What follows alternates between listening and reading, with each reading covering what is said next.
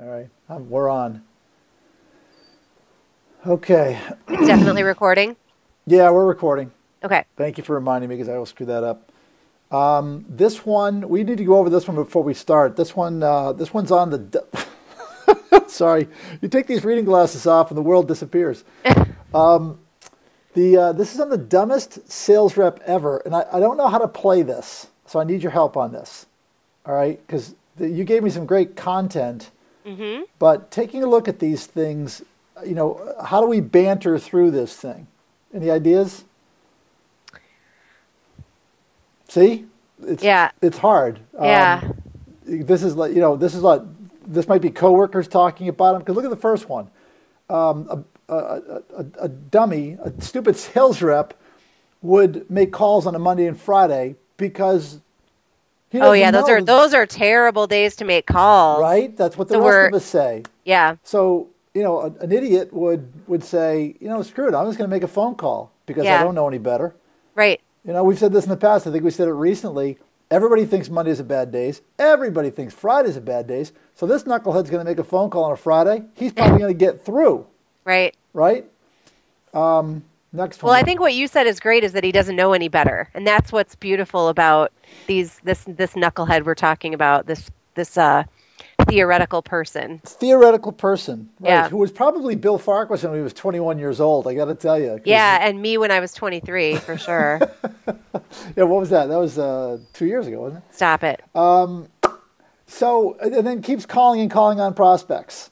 Doesn't know when to quit. Most of us know that there's a finite amount of time, and if you don't get them, you're never going to get them, so you quit. It's the stupid sales rep that says, okay, I've got to make 5 phone calls today. Oh, here's Hmm. a name, and makes the Persistence, call. persistence, persistence. This Right, guy's persistent, right. right? That's persistent, which is great in theory, but we all know that you should quit. This guy just keeps going, right? Then the other one, repeatedly asks for the order.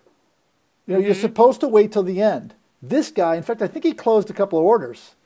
This guy just asks for the job all the time in the middle of the presentation, Kelly. Right. Well, he's probably also making sure that the prospect and he are on the same page about what it is that they're actually talking about. And he probably actually gives them some reasons throughout the presentation that are compelling to the customer and talk about ideas too. I mean, Sure, what an oddball. sure. Yeah, this one I love. I don't know if you ever found somebody like this, but they're perky. They start out. Again. Here's Bill Farquhar at 21 years old. Right. A complete dork, and had this great selling attitude. And If loved it and loved what you were doing back then too, right? I did love it. Yeah. I did love it. It was fantastic. But again, I didn't know what I didn't know, and I can't tell you how many times I've run across someone that says, "If I had known how hard it was, I never would have done it." Right. Right. So if I could skip forward to the present day and look back, I might have said, "Oof, wow, what are my other options coming out of college?" Because if you have a great selling attitude, that's probably the best thing that you can bring when you're brand new. But A little blissful ignorance, blissful ignorance, and that's really what the dumb sales rep has. right? This one, I asked you for some input. This one was yours. The referrals. The Yeah. Asking, so how audacious would this person be that when they have a customer that they've made happy, they actually say to them, who else would benefit from knowing about my services? Right. I mean, that's gutsy. When actually, in fact, we know that that's actually a really good idea. That is So, a good idea. Maybe we can learn something from them. But right. and then wasting the lousy sales rep would waste time getting to know the internal team. Why bother? What, you're not going to make any sales internally. Yeah. And really, what do I have in common with a pressman? Right.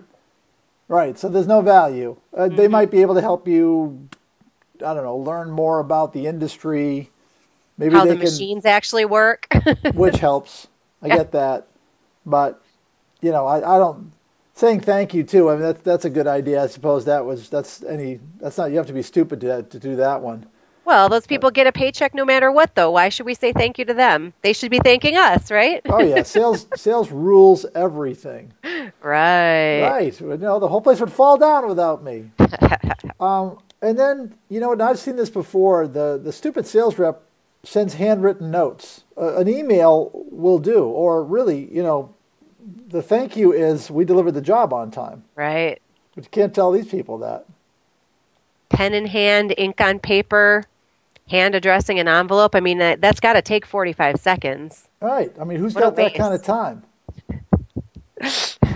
You suck at this, by the way. Thanks.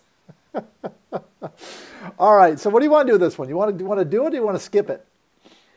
It feels awkward. Like I think that people aren't going to get it. They're not going to get that we're being sarcastic? I mean, I think they are, but I don't know. I wonder if there's just something more direct a more direct way to do it. Huh.